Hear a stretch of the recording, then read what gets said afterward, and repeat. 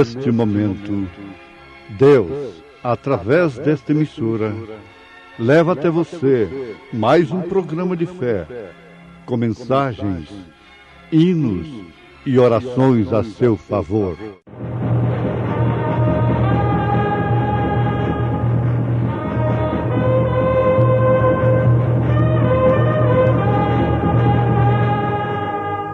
Fé para vencer. Somente crer, somente crer, tudo é possível, somente crer. E diziam: não é este Jesus, o filho de José, cujo pai e mãe nós conhecemos? Como, pois, diz ele, desci do céu? Cristo é sempre fiel. Sim, no mundo tens muita aflição, Cristo sempre é fiel. Quando a ti chegar a tentação, Cristo é sempre fiel. Ser fiel a Deus até o fim, teu grande amigo Ele é. Ele te amou e te salvou, dá-lhe tua vida, tua fé. Quando amargurado e só estás, Cristo sempre é fiel. Não duvides nem percas a paz, Cristo é sempre fiel. Ser fiel a Deus até o fim, teu grande amigo Ele é. Ele te amou e te salvou, dá-lhe tua vida, tua fé.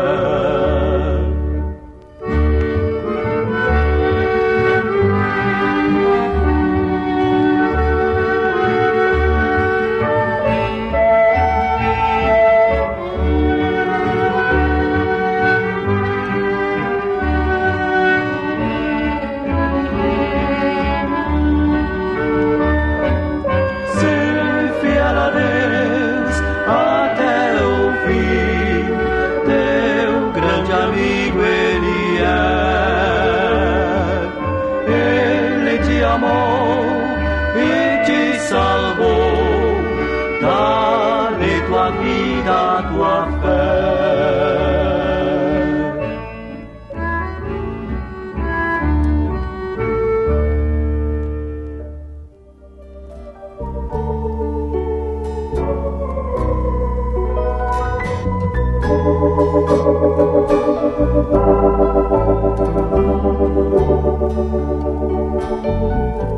Ouvintes preciosos, a coisa mais difícil de se admitir é que Deus põe obstáculos propositalmente para que as pessoas tropecem. Ora, isto parte desta base, é que Deus, como onisciente, sabe perfeitamente que nenhum dos seus escolhidos tropeça, se escandaliza com qualquer obstáculo, com qualquer tropeço. Deus, sabendo disso, então Ele próprio coloca tropeços. Nós encontramos na Bíblia Sagrada, em São João, capítulo 6, verso 53, um grande tropeço que Deus pôs perante os próprios discípulos. É que Jesus dizendo: na verdade vos digo, que se não comerdes a carne do Filho do Homem e não beberdes o seu sangue, não tereis vida em vós mesmos. Quem come a minha carne e bebe o meu sangue tem a vida eterna, e eu o ressuscitarei no último dia, porque a minha carne verdadeiramente é comida, e o meu sangue verdadeiramente é bebida. Quem come a minha carne e bebe o meu sangue, permanece em mim e eu nele. Assim como o Pai que vive me enviou, e eu vivo pelo Pai, assim quem de mim se alimenta, também viverá por mim. Agora, ouvintes, isto é tropeço ou não é? Vampiro e antropófago é que come carne humana e bebe sangue humano. Isto, na lei de Moisés, era pior do que adultério, do que crime, do que roubo, de qualquer outra coisa que você pensasse. Mesmo o sangue de animais, quanto mais o sangue de homens. Mesmo a carne de determinados animais, para eles, comer ela era um crime, era um pecado horrível, era uma imundície. Agora, quanto mais comer carne humana e beber sangue humano, porque Jesus estava dizendo, se não comerdes a carne do Filho do Homem e não beberdes o seu sangue, não tereis vida em vós mesmos. E depois ele disse quem era esse Filho do Homem. Quem come a minha carne e bebe o meu sangue tem a vida eterna. Daí então, todos que pensam que nós cremos que o profeta de Deus para esta era é o Filho do Homem, estão redondamente enganados. Ele é um Filho do Homem, não o Filho do Homem. Porque o Filho do Homem é Cristo. E não se trata de quem come a carne e bebe o sangue de William Branham, mas sim quem come a carne e bebe o sangue de Jesus Cristo. É que tem vida eterna. Agora, se referisse exclusivamente a Ele no presente, nós estaríamos perdidos, porque aonde nós iríamos arrumar um pedacinho de carne de Jesus e um pouquinho de sangue de Jesus hoje para comermos e bebermos?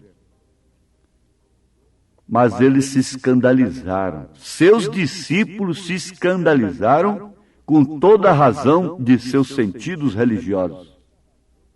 Com todo bom senso, se escandalizaram. Naturalmente, foram fundar um seminário. Quem sabe disseram, não, de fato, nós vamos continuar com ele, mas de longe. Nós vamos estudar isto e vamos dar uma interpretação teológica. Vamos continuar curando em seu nome, vamos fazendo isso e aquilo.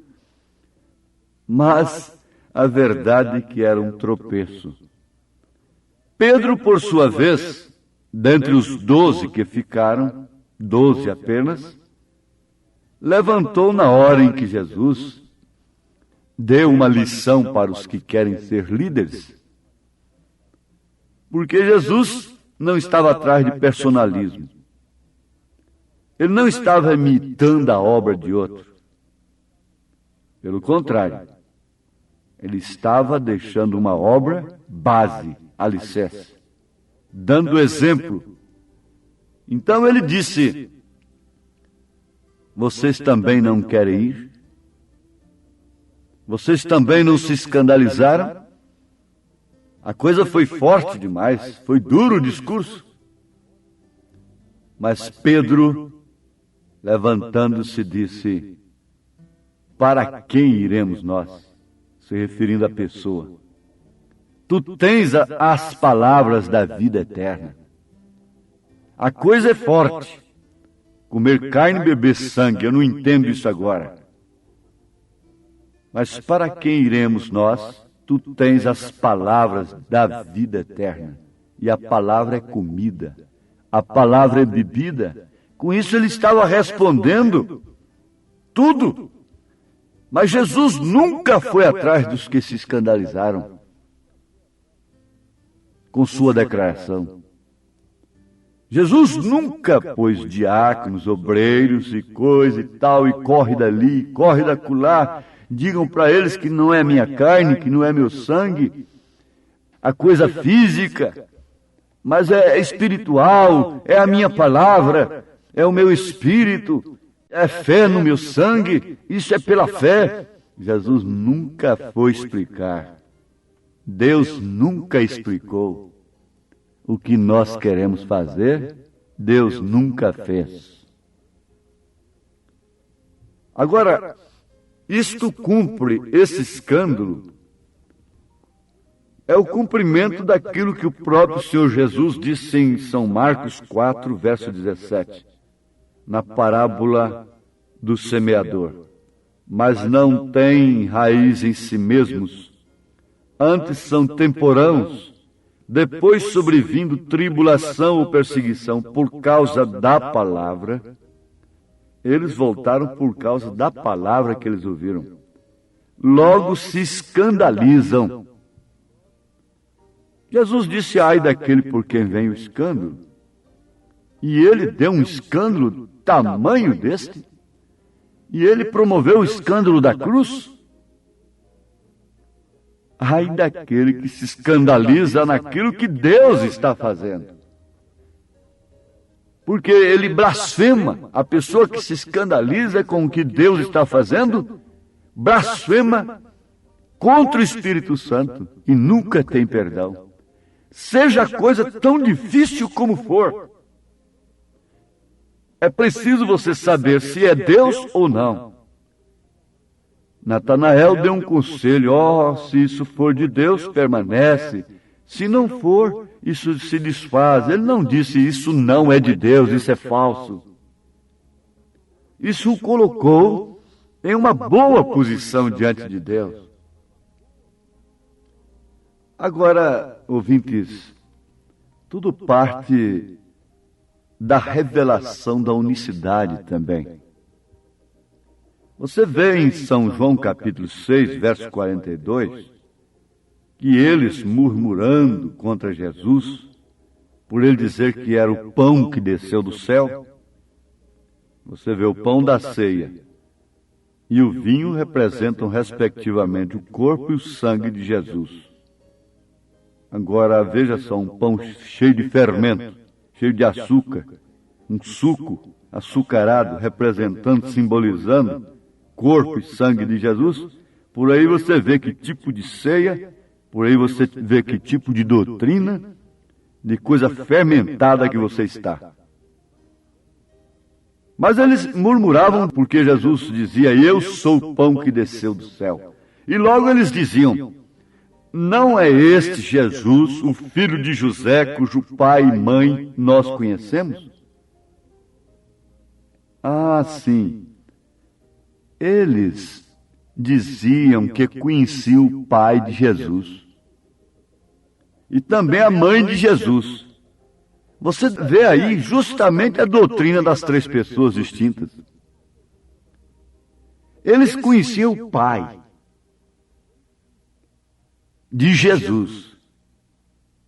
Embora eles tinham-no como um bastardo, vamos dizer, eles conheciam o padrasto, ou melhor dizendo, o fantoche lá que criou a Jesus, na linguagem deles. O profeta comenta sobre isto. Então eles conheciam a José, mas não conheciam a Deus. Eles conheciam a mãe de Jesus, logo você vê a doutrina Santa Maria, Mãe de Deus. Eles conhecem o Pai, eles conhecem a Mãe, eles conhecem o Espírito Santo. Quer dizer que o Espírito Santo é cunhado da igreja, porque o Pai é sogro dela. Ela se casa com o filho. Ora, essa moça que casou-se com seu filho, o que ela é sua? É sua nora. Então Deus tem uma nora.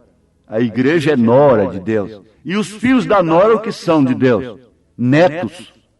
Você é neto de Deus. Porque sua igreja deve ter casado com Jesus Cristo. Jesus Cristo sendo uma pessoa distinta, filho de Deus, então você é neto de Deus, cunhado do Espírito Santo ou sobrinho do Espírito Santo. Isso é a maneira carnal de pensar. É a maneira carnal de ver as coisas.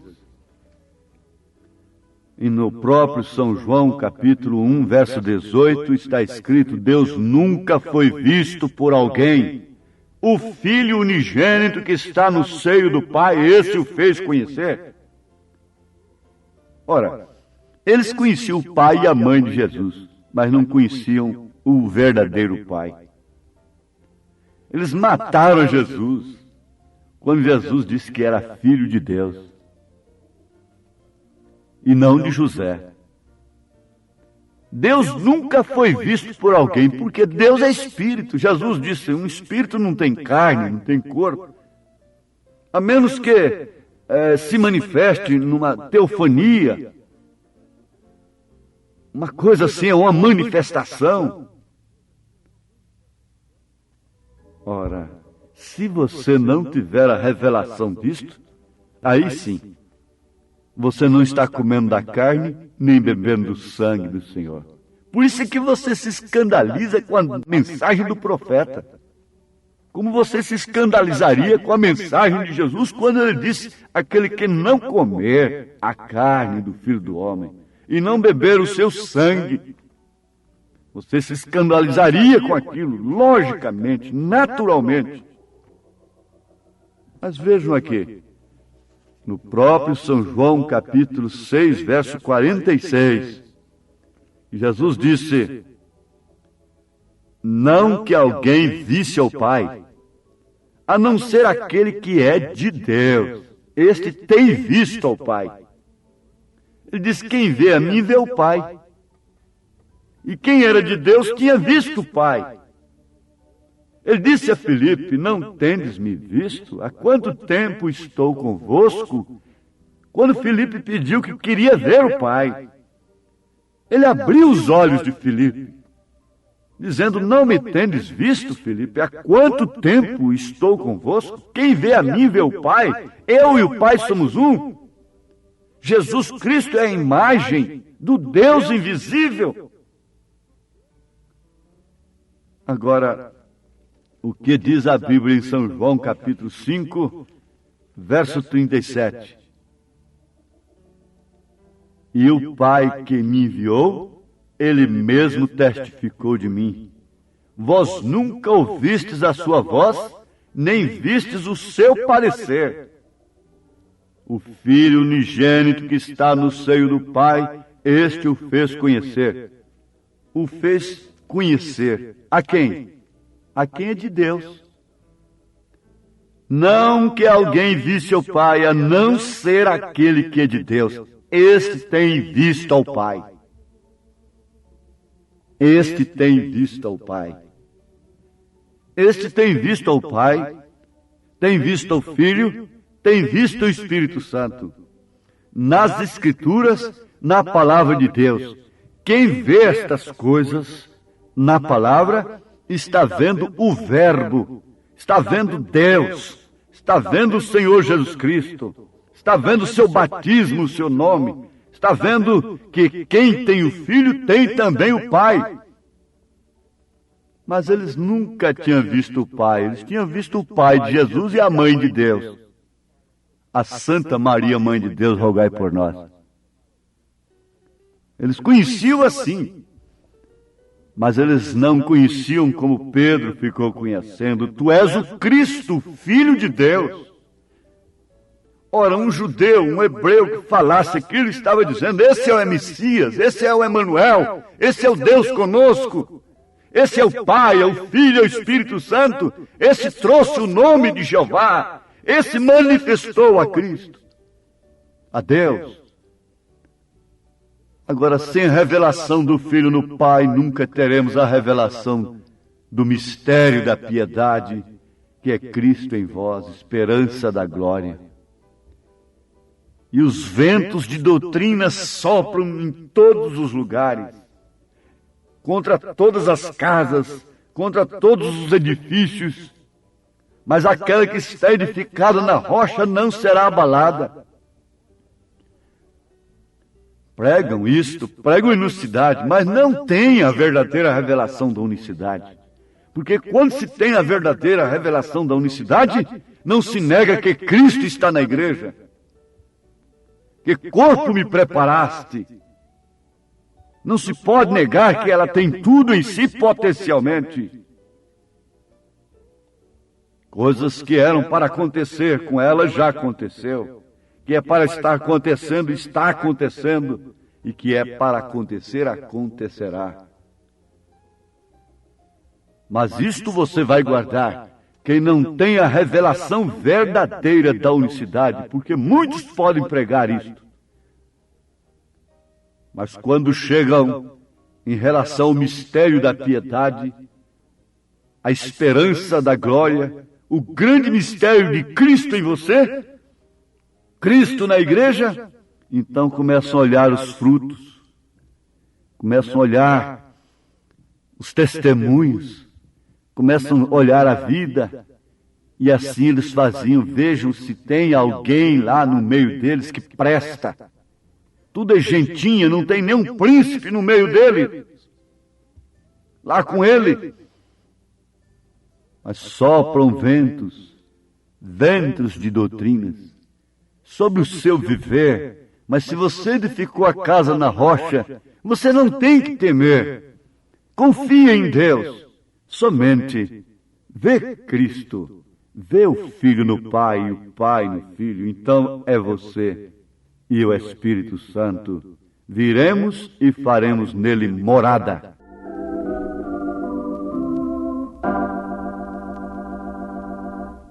Sopram ventos sobre o meu viver. Deus, porém, é de tudo sabedor. Meu pensar, também meu proceder.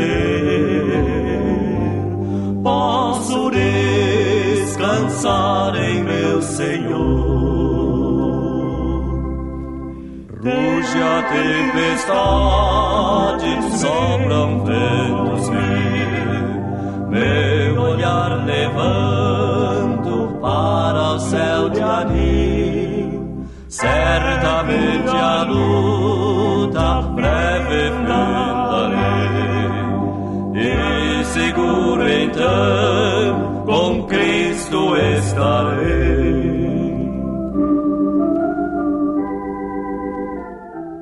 Na revelação tremenda que Elias teve de Deus, Deus não estava no fogo, Deus não estava no barulho, Deus não estava no vento, Deus estava na brisa.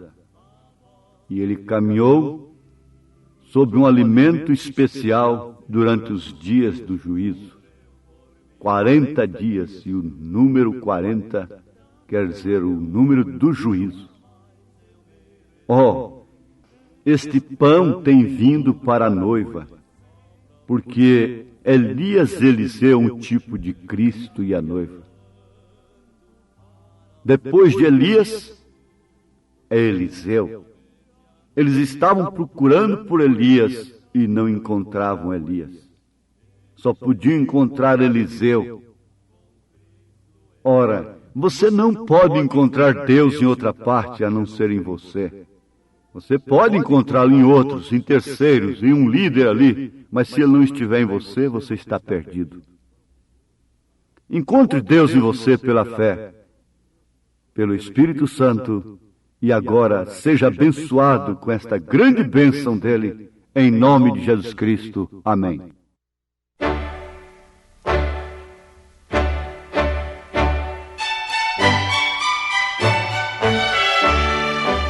Ouvintes, escreva-nos pela caixa postal de número 15.020, 15020, CEP 74.501-970, Goiânia, Goiás. O nosso endereço na internet é www.apalavraoriginal.org.br. Volte a nos ouvir amanhã novamente neste mesmo horário, nesta emissora, se o Senhor nos permitir, com fé no Filho de Deus, a fé que vence o mundo.